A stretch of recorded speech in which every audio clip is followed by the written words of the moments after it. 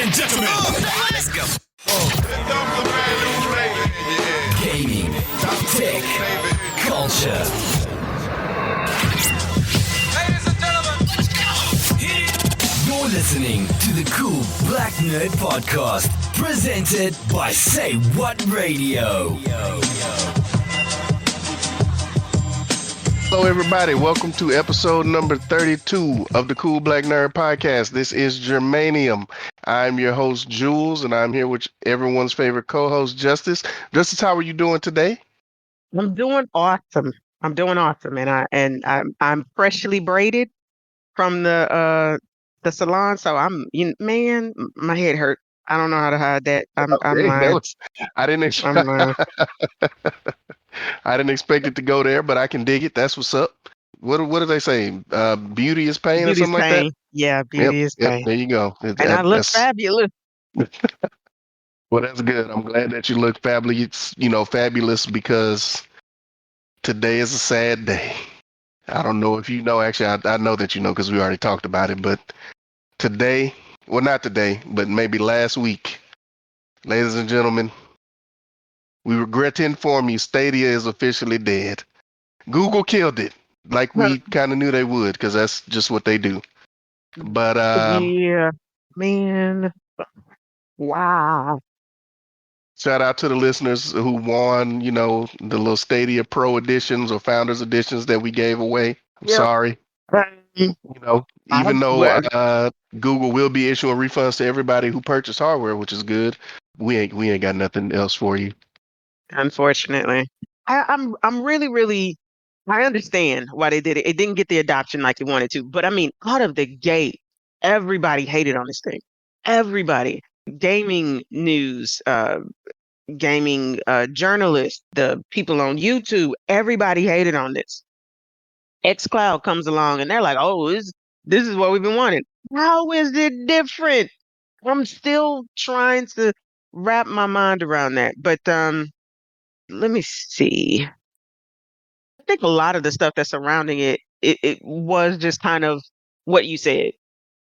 People were not trusting Google to keep it open for longer than they were. And it's really messed up because you had a lot of support and social media places like Twitter, the Twitter account for Stadia going like, Stadia would not be shut down and this and this and that. And behind the scenes, the higher ups were like, yeah, shut this shit down. Yeah, I think this one's probably a little bit different for Google because one, they spent a lot of money up front on marketing. They continued to spend a lot of money to bring games to Stadia that probably wouldn't otherwise be there. Yep. They had that partnership with Ubisoft where it was basically like Ubisoft had an agreement essentially that was like you could pay Ubisoft X amount of dollars and stream all of their games on Stadia. And it seems like Ubisoft didn't know it was getting shut down. People who were actively developing games for Stadia didn't know. It was like on a Monday, they sent out a message to everybody like, hey, Stadia's still going strong, blah, blah, blah. We got all these features coming. And then Wednesday, they were like, and we're killing it. On January 18th, it's done. I think this time the big difference is what may be more damaging to Google is this time it wasn't like, oh, you shut down the chat service that you started for yourself, or you shut down whatever email client that you started, or you shut down Google Plus, where it only affected Google. Now you've affected multiple different businesses, like small game studios, indie game developers who were actively developing games. I saw some tweets where the developer was like, my game was coming out on Stadia on November 1st. Yeah. So what do I do with this game that is fully developed? Like I spent all the money to develop, all the time, all the manpower, and now it's just dead. Yeah. That's right. I think they've done a lot of damage. I mean, it's good that they're going to refund people who actually bought like the controller or the little controller and Chromecast bundles to be able to play Stadia. It's also, I think, pretty damaging because this time you're affecting other businesses that would have made their own investments. Yeah. For everybody who's new, thank you for tuning in. Hopefully you keep tuning in.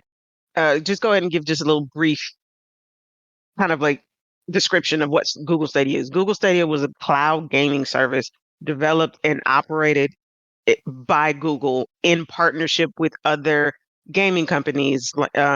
Think like Cyberpunk 2077 was on Stadia and actually was one of the only places where it ran with no issues.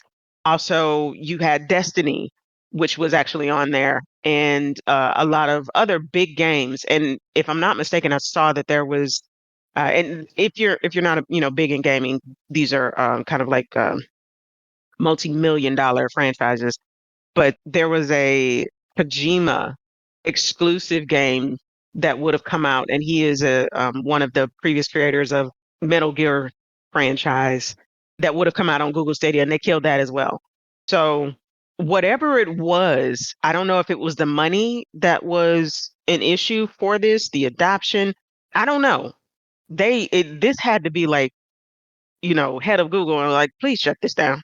Like this is not working. Yeah, I think that's what it was. Here's the thing: it's like in the articles that I've seen about it, they're kind of talking about how Google as a company lately is going through kind of like a cultural change where even though they still take chances on things, it's kind of like the management is just different than what it used to be. So you see a project like Stadia. So this is actually the second time something kind of crazy has happened with Stadia, because when Stadia launched, Google also started up their own like first party game development studio.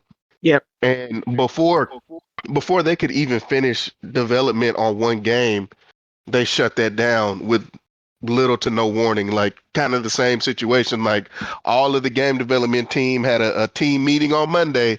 Hey guys, everything's going great. You're doing a great job.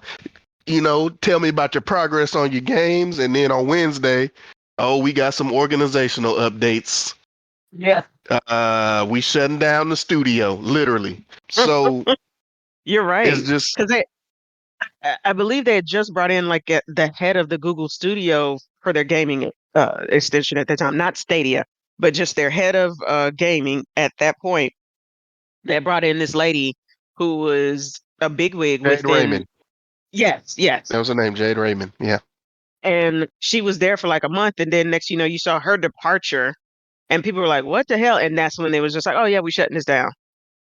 Huh. Yeah, man. So what they're saying is now that whatever changes are going on at Google, like organizationally, it's like they have these big projects, but there'll just be like one executive somewhere who has the ability to just like on a Tuesday shut it down. Just Mhm. decide like, hey, we're not doing this anymore. And they're saying it appears that that's what happened with not only the game studio, but now with Stadia itself Mm. as a whole. They put out a statement that said, hey, the technology is going to live on. When we talked about it before, we talked about how they could possibly be licensing this out to like different companies, like AT&T was allowing their users to play a couple of games online for free. Peloton has like a video game on their bikes and treadmills and stuff that people think is running Stadia in the back, like it's taking advantage of the technology to run. And it'll probably live on that way, and we'll never know what is and what is not using that tech. But as far as an officially branded Stadia product, that you could get the subscription and get however many free games per month or buy video games and play anywhere, it's dead as of January Yeah. 18th. And we just talked about this just before recording. Everything actually still works right now. Like it's 100% fully functioning product. Is just like literally going to turn off and Yeah. stop working on January 18th, So 2023. crazy. Like if you type in Stadia, the first thing that pops up on there is the Stadia webpage, and you click on it. It's like, would you like to start a watch party? Get Stadia Pro, how to set up the devices, invite your friends, get rewards. Why? Why? It has nothing on the actual page saying, okay, like in a month, this isn't gonna be here. You have to actually go to their blog page that specifically states everything that's going on. And it basically says a few years ago, we launched a consumer gaming service, Stadia. And while Stadia's approach to streaming games for consumers was built on strong technological foundation, it hasn't garnered the traction with users we expected. So we made the difficult decision to begin winding down the Stadia streaming service. We're grateful to dedicated Stadia players who have been with us from the start. We will be refunding all Stadia hardware purchases made through the Google Store and all games and add-on content purchases made through Stadia Store as well. You can continue to have access until January 18th, 2023, so you can complete final place sessions. They're hoping to have refunds completed by mid-January 2023. Like, seriously. You have to, nothing is on their actual page that says this. Where you actually do see something about them shutting it down is if you go to the Killed by Google webpage, which is hilarious that is actually a thing. Yeah, well, yeah, finding out that Stadia shut down is how I found that website. I did not know that Killed by Google was a thing. And I mean, looking through there, there's like tons of stuff that I used a lot, and I'm just surprised. Yeah. Even though I know that Google does this a lot, and like technically everything is basically a beta. Like if I could be wrong, but I'm about 80% sure Gmail is still a beta. Uh, so who knows, man? But that, like I said though, this to me, like this, I think is the first one where it's like, all right, you're not just shutting this down like on your own and affecting your company. This is other companies that have invested time and money into this. And even them shutting it down probably wouldn't be so bad. It's just that it was done with no warning to anyone. Like it really Yeah, does feel like what those articles are saying is true. Like it was just some executive, maybe even the CEO himself, like just decided all of a sudden, like, hey, we're not doing this anymore, and that was it. Yeah. Yeah. But it does kind of, it, as Jules and I are cool black nerds, we tend to look into the things on technology. And Jules attended the Pixel event. I watched the Google Showcase thing Mhm. and also kept up on some of the information coming out because I wanted to know a little bit more about the Pixel phone and the Pixel Watch and just like the Pixel lineup they were coming out with. And there was some information that came out, I guess, for their like all hands on deck meeting that they had for the company. And one of the questions was similar to what Jules was saying. The people were feeling like they were being nickeled and dimed because Google's always had this kind of like carefree spending when it came to stuff. So people, the expenses that they were doing before, they were asked to either not do. They were like, the company party is going to be scaled down and things like that. And the CEO's response was just kind of like, are you not reading news? Are you not seeing what's happening possibly in the economy? We just kind of need to scale back on things. When he said that, I thought of Stadia, but I didn't think that it would be like this year. That's it. I thought like down the line, they're like, if something doesn't happen, we're going to shut it down. But clearly that was already in the works. So you're Yeah, right. It just sounds like this is happening because of them, I guess, tightening their belts. People are not spending advertising dollars like they want them to because that's, their main bread and butter. Also, you have all of these lawsuits and kind of like vitriol that's going towards companies and big tech. So I don't know. This definitely ain't helping. I'll say that. well, yeah. I mean, if to go down the line of economic challenges, it's true, right? Like we see the economic signs that are going on right now, and it could just be a casualty of that, along with just the challenges specifically against big tech right now. That Mm, that an executive did just decide to shut it down, and try to save some money, I guess. But it's just so surprising because they were so adamant about how Stadia is here to stay. We're not going to shut it down.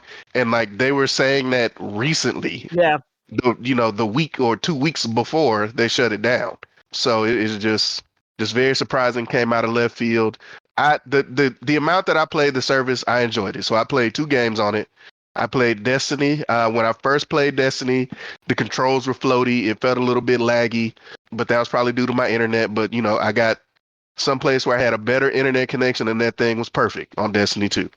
Then I wanted to play Cyberpunk, and I've been reading online that Cyberpunk is not running well on PC, it's not running well on PlayStations, not running well on Xbox. The only place it was running well was on Stadia. So I bought Cyberpunk on Stadia, and when I tell you that game ran buttery smooth with little to no issue. The controls didn't feel floaty. There was no lag. That thing was great. Like I got 100% through that game on Stadia, and I was very satisfied with it. I think that as far as problems with the service, one, it required that you had a good internet connection. And that's just not something that a lot of people have, unfortunately. Yeah.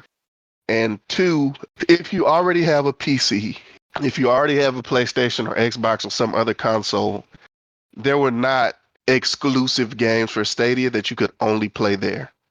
And you could say Cyberpunk was pseudo exclusive because it was so trash on every other platform. But Cyberpunk and Destiny 2 are probably like the most popular games and most successful games on Stadia. Outside of that, I don't think that there was much. And I think for Google to keep it going, they were going to have to spend a whole lot of money to get exclusive games and then to get exclusive like triple A games. Like there's something to be said for exclusive indie games. But you can play like I'm trying to even think of indie game everybody would know, and I can like Thief Simulator. Okay, cool. That's fun. It's $10, but that ain't gonna just get people to flock to Stadia. Mhm. So Yeah. Oh, and that tweet that I was speaking of where it says Stadia is not being shut down. Rest assured, we're always working on bringing more great games to the platform and Stadia Pro. July 29th, 2022. This is from Stadia. This tweet is still up. So yeah, yeah. it's Yeah. dead. And speaking of dead streaming services, it looks like HBO Max is dying. I Well, not. I hope. guess it is. So AT&T, No, you're was right. the owner of HBO. They're getting spun off into their own company, which has been purchased by Discovery, of all places, which is unexpected. But Discovery came in and was just like, all of these shows and movies that you thought you had, cancel that. We not talking about it. Like, I don't know what their plan is for HBO. It seems like they want to kill it. I know they've announced that they're gonna try to merge whatever content is left, like they have Discovery Plus and HBO will be one app, but they've also said that HBO Max as an app is going away within the next year or so. Yeah. Yeah. And I don't know what it's going to be replaced with, but And I feel like it there's a lot of content that's going away. it Like these is. folks are removing Sesame Street episodes from HBO Max. Like, how does that even? It's really, really strange because HBO Max came out with a bang, really put the pedal to the metal and trying to get people on the service, and they were successful in it. I can't say they were successful in the box office stuff that they put out because they would have the either same day exclusives or basically the window of it appearing on the service was lessened because I think like the Batman had like a 45-day window in the theaters, and then it was on the streaming service after that. So I don't know if this helped them, but it did help them. People flocked to HBO Max as well as the back catalog that they had of stuff, Friends and Big Bang Theory, and all of these other shows that were previously like on Netflix and things like that, and now on here. Plus, you had the DC stuff that they had, like they have all the Justice Leagues, the animated show, Mhm. all of the DC shows like Titans and Well, the the one I like is Harley Quinn, the animated series, which fortunately is not one of the many things that has either been pulled from the service or has been canceled yeah. going forward. But But yeah, I mean, and it mainly came up because not Disney, but Discovery is one of those places that has just kind of moved completely over to the left when it comes to reality TV. Like it is insanely cheap to produce a lot of the shows that they do, whereas HBO and DC and Warner Brothers, they've never really been into that stuff. So they're operating on that wavelength. Like you need to be cheap like this. So when the Batgirl movie got canceled, and this movie was already completed, shot. Basically, they were just dotting T's and crossing. Well, look at me dotting T's, crossing T's and dotting I's. They were just like, you know what? No, this is never gonna come out. Cost $90 million. Oh well. What the fuck? it's done. I think that movie was done because they had like a final showing for the cast and crew Yeah, and yeah, then deleted it. Like literally deleted it. yeah, yeah. That's really messed up. Really messed up.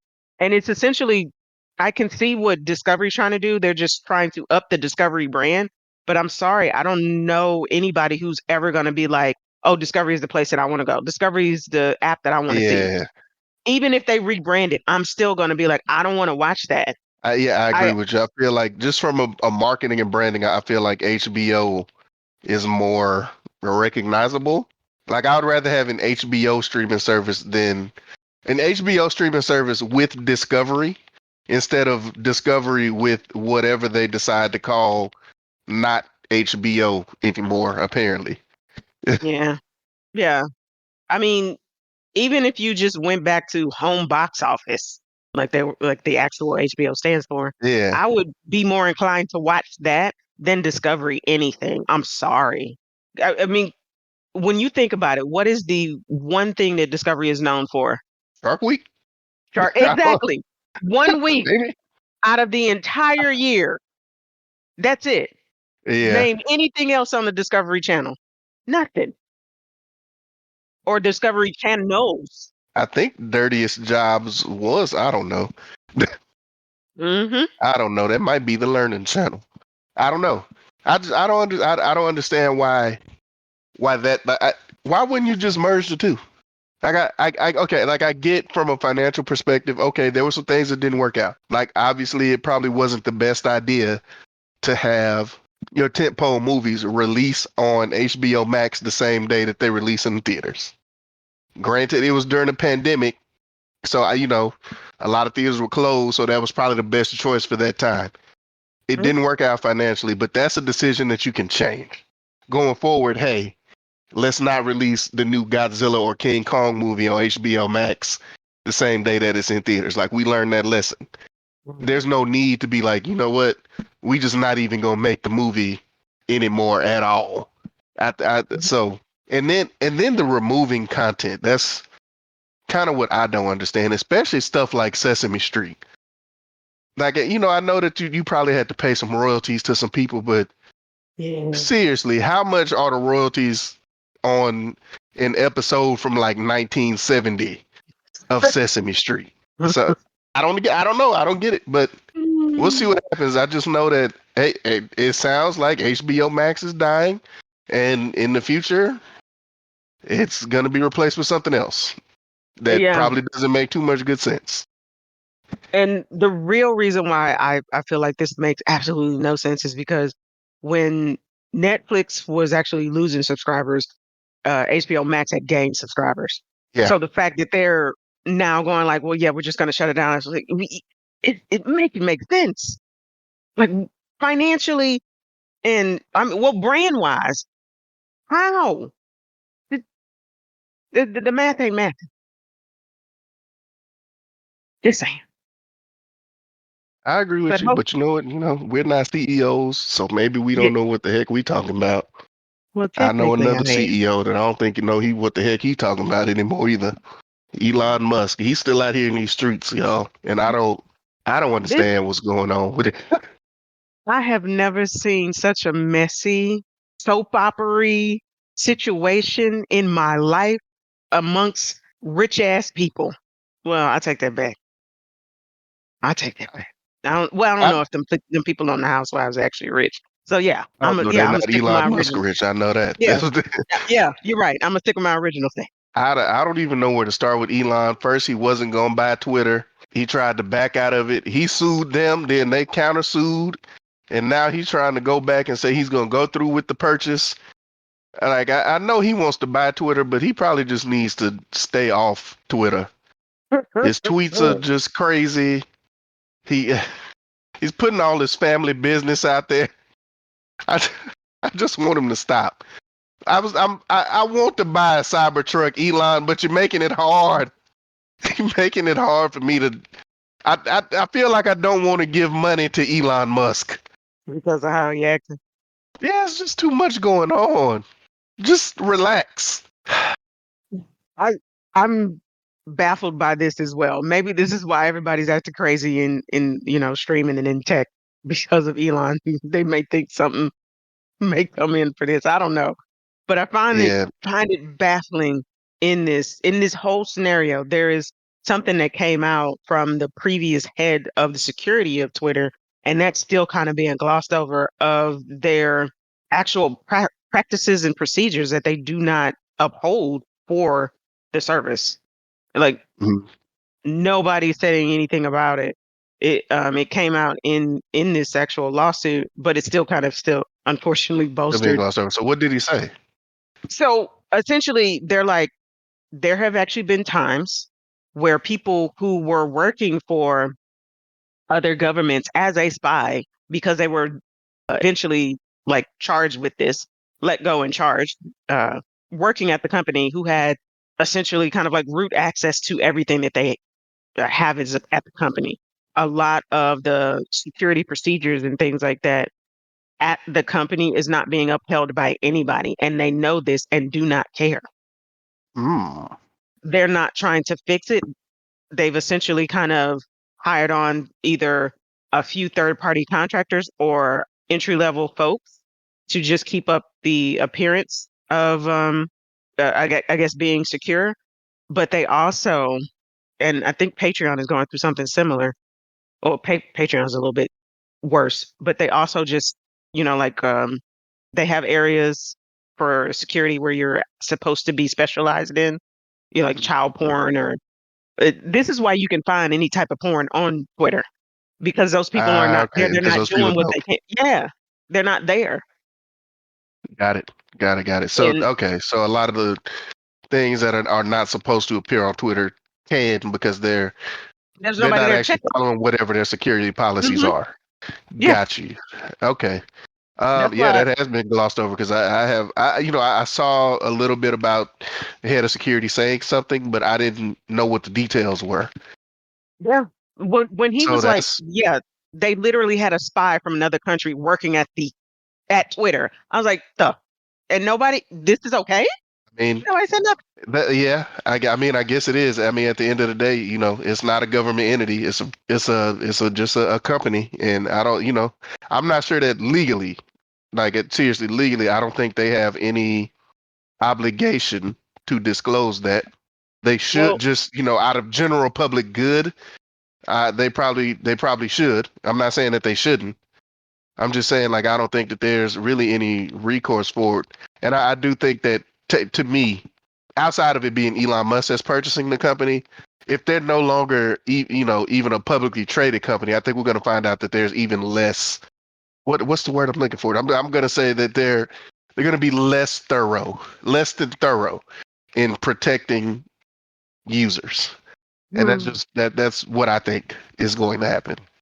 because I know Elon Musk. Yeah, I believe that. But unfortunately, they are kind of on the hook for the spy thing, because Twitter is kind of like one of the national brands of America, whether you want to believe it or not, or whether people care or not, that essentially gives people a voice around the world to have a spy in there and have essentially kind of like direct access to sometimes to politicians and things like that.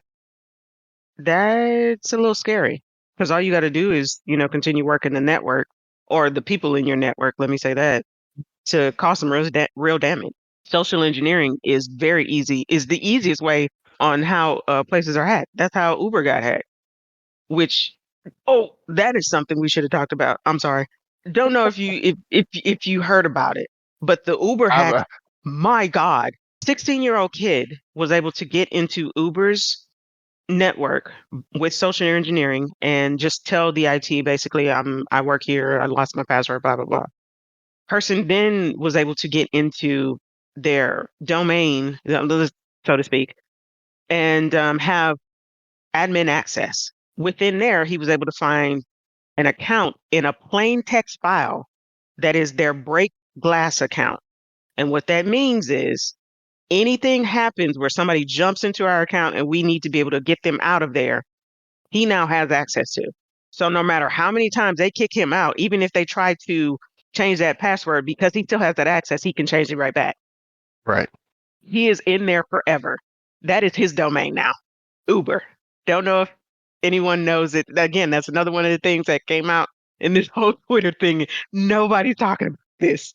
There, it kind of goes with some of the data breaches that comes out and nobody ever says anything. This is why 16-year-old kid, social Yeah, engineering. yep. I mean, and you know, hey, we've had some crazy, crazy data breaches that I hate to say it, man, but it's one of those things like people don't care anymore. And I'm Yeah. gonna tell you when I was done caring. I was done after it was either Equifax or Experian. Like one of the credit bureaus got hacked again, but this time it was like half the United States, like all the information was accessed. And you know they had a hearing about it, and during the testimony they asked the CEO like, "Hey, what can be done to fix this? Like, how do we fix this problem?" The CEO literally said, "You need to issue everybody new social security numbers." And when I saw that, I was like, "Yep, I'm not even worried about it anymore." Like if that's already out there like that, what can I do about it? Yeah. Pretty much. Pretty much. Oh, yeah, man. And as the world turns on Twitter is just another one of these. It's insane to me. Like I don't know about you, but we took up this podcast, tech. Sometimes we get a little political, but mainly, pop culture and all the rest of Right. that, comic books and all that, because it usually is no drama. This is insane. Like You're right. Elon You're is right. taking Elon is taking this to a new damn level. I have never seen a man so petty in my life. I just don't know. I don't know, man. You got me looking at Rivian trucks now. We'll see what happens. That's all I can say. Oh my And goodness. I don't really know how to transition to this very well, so I'm just gonna start talking about it. She-Hulk is, to me, probably one of my favorite shows on TV right now. really, Yeah, I really enjoy it. I yeah, really enjoy She-Hulk. I think it does a good job of combining just comic book stuff because it's a Marvel show. It's about mhm. She-Hulk. But I think it's done a really good job of also just being a sitcom. Like I'll give you that. I will give you that. just being It. a funny TV show. I will give you that. And I have never seen so much hate on a show in my life. I guess I don't know what people were expecting, but I, I whatever it feel was, they like were just this. Unfortunately, we live in the times that we live in, and it's a show that is led by a female, and probably the main co-stars are also female. So there's just going to be a group of people who are not the majority, but are super loud about just not liking that. yeah. That's what I think, and I'm gonna leave it at that. Okay. Well, let's. Yeah, we didn't have enough drama. I will say the show is entertaining. It cracks me up some of the memes that come out of it. Where of course they had Megan Thee Stallion on that, which was hilarious in and of itself. That entire episode was just like, I will give you that. That's when I started going like, okay, this show is funny. To be able to couple in real world stuff within the Marvel universe, this is very funny. But there was a meme that came out of her twerking with She-Hulk, and they're going, Tony Stark died for this. I'm like, yeah, that's what he wanted, for you to be able to twerk in your office if you want to. Exactly. I don't know. I definitely like that show. I want to see where it's going. I was about to give y'all a spoiler, so I don't know if I'm gonna say it Nah, about. no. I like the direction that it's going, and I hope that we see something similar with future shows that may or may not have been teased Mhm. within the Marvel show, She-Hulk. Next week, I think, is the finale, so I'm very excited to see how that ends. Marvel has struggled with Phase 4. Yeah. Although I have been entertained generally by what I've seen so far, I know that a lot of people have not. And there are people who have made legitimate criticisms of Marvel's Phase 4. I think that what I've seen from Miss Marvel and now from She-Hulk, for me personally, I'm I feel pretty good about it going forward. I guess really it'll be Phase 5 because that's what we're moving into now. But especially with the Disney Plus TV shows, I think they're doing a really good job with those. Well, it remains to be seen what happens with these movies. Black Panther: Wakanda Forever is coming out. I'm going to be right now. I'm saying it off the top right now. I am 100% biased. I doubt that movie will be garbage to me. And I'm gonna just, I don't know. I I mean, don't know what people are going to think about it, but I'm telling you right now, I think it deserves an Oscar. Somebody winning an Oscar. I Just mean, from it's what I've seen in the previews. Give Angela Bassett the Oscar oh for yeah, something. I don't even know what for. Just give it to her. I'll give you Best that. preview. Can you win best preview? Don't Best think trailer. so. I don't think that's a thing. That's not a okay. I don't think It that's a needs to thing. be. And Okay. Angela Bassett and them, the rest of them, need to be the first ones to win it. Give what's his name? Michael B. Jordan, give him that Oscar too, just because he was in the last one. Oh, okay. All right. Okay. That's okay. All right. No.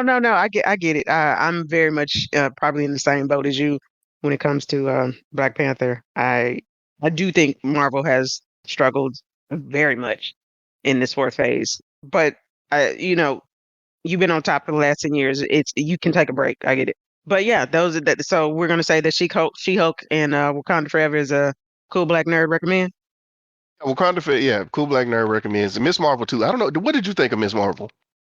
I am not finished with it. I'm not gonna lie. I did not catch it when it was coming on, so don't Oh, spoil it for okay. me. Okay, I won't say. Okay, so I won't say anything. I thought it was very enjoyable. Kind of the same thing as She-Hulk, kind of going in a little bit of a different direction, and I appreciated it. Okay. All right. Just, just bringing more to it other than it's just a comic book show. Which, started pretty well with WandaVision, but WandaVision kind of stayed within its own realm. I do like that these are taking like you're actually living in the world. How are you gonna be a superhero and not be in the world? I mean, Yeah, hell, all of the Avengers stuff seems to not actually affect anybody except for Ultron and Infinity War. That's the way it kind of seems. So, right. You're right. Like we still haven't seen anybody in the movies talk about what happened at the end of Eternals. I mean, it is just a gigantic hand and face sticking up out of the ocean, and nobody seems to notice. or Uh, care. yeah. Just saying. So I don't. So Maybe they hopefully they'll bring that up at some point maybe that's why Stadia is being shut down. That over there, all the resources because going of to figure out that. what. There's another thing Marvel did that I don't believe you've seen it yet. Werewolf by Night. It's a special presentation. They brought it out for Halloween. It's I'm gonna call it. I'm not gonna call it a movie, but let's call it a TV special. It's about 1 hour long, and it's very, very, very entertaining. It's totally different from anything I've ever seen Marvel do. It's filmed in the style of like a 1930s horror movie. Mm. And I mean, I'm telling you, this thing was very entertaining. They introduced some characters. Literally, the werewolf by night is in fact a Marvel character. He's obviously a werewolf. They introduced Elsa Bloodstone. They introduced Man Thing. Man Thing is he's like Marvel's version of Swamp Thing. Yeah. Yeah. But he's in there, and I think they're using this to introduce like the monsters of Marvel. Because Oh, Elsa okay. Bloodstone is like a monster hunter. Obviously, werewolf is a werewolf. Man Thing is like a monster, big swamp thing looking monster. And I don't want to spoil that story for anybody. That's another thing I recommend that you guys get out there and watch. I found it to be very entertaining. We know Blade is coming out. Mhm. So you got vampires now. You know that Moon Knight is out. Yes. So Yes. he's kind of on that horror monster kind of side of Marvel. And these characters do have a storyline in common called Midnight Suns. And I do believe they confirmed that a TV show is coming with that title, or maybe a movie. Something is coming with that title. So I think this was where they kind of started really introducing that. So another thing that I definitely want to see where it goes. I agree. I think that'll be something to watch. I don't know much about the werewolf thing, the show that you're speaking of, but Man Thing is one thing. I don't. I'm just put this out here. Swamp Thing was like one of my favorite characters growing up because there was a trashy, horrible Swamp Thing movie that came out when I was a kid, and I just loved it. Didn't have shit to do with anything else. Just loved that. Okay. All right. Well, I mean, Man Thing might be your new thing then. So check it out. Definitely check it out. And I'm gonna tell you guys, like it's on Disney Plus, but it's also like the most. And when I say this, don't take this the wrong way. I don't mean like it needs to be rated R, but it's definitely like the most violent and kind of horror thing that I've seen Mm. from Disney. Because essentially that's what Marvel is. It's Disney. Let's just be honest. So you can definitely check it out. It's filmed in black and white, so even a little bit more interesting. They gave the guy who actually does their intro music and does a lot of their scores and just music to their shows and movies. He was actually the director, and I think he did a great job. I've seen people calling online in articles calling for him to like, hey, heard y'all need a new director for the Blade movie. You might want to give this guy a shot. So we'll see what happens. I'm telling you, definitely go check it out. Okay. All right. Before we depart, I just want to give this little wisdom. If you got the new iPhone 14 and you go on a roller coaster and you have crash detection on, it will call 911. Turn that off. I see. Okay. You know what? I think crash detection is a good thing, but also I think that's crazy. And I didn't know that was a thing that was going on. I understand how it could happen. I get it, but I just think I don't know what to say about that. Dude, but just take that advice, y'all. You don't want 911 showing up at Disneyland and you coming up off them teacups. That's all I got. Let's go ahead and call this one an episode, ladies and gentlemen. Thank you for listening to the Cool Black Nerd Podcast. Again, check us out on social media. Always go check out saywhatradio.com. There are several podcasts in our network that I think everybody would enjoy and love and just have a great time listening to. Always. We out.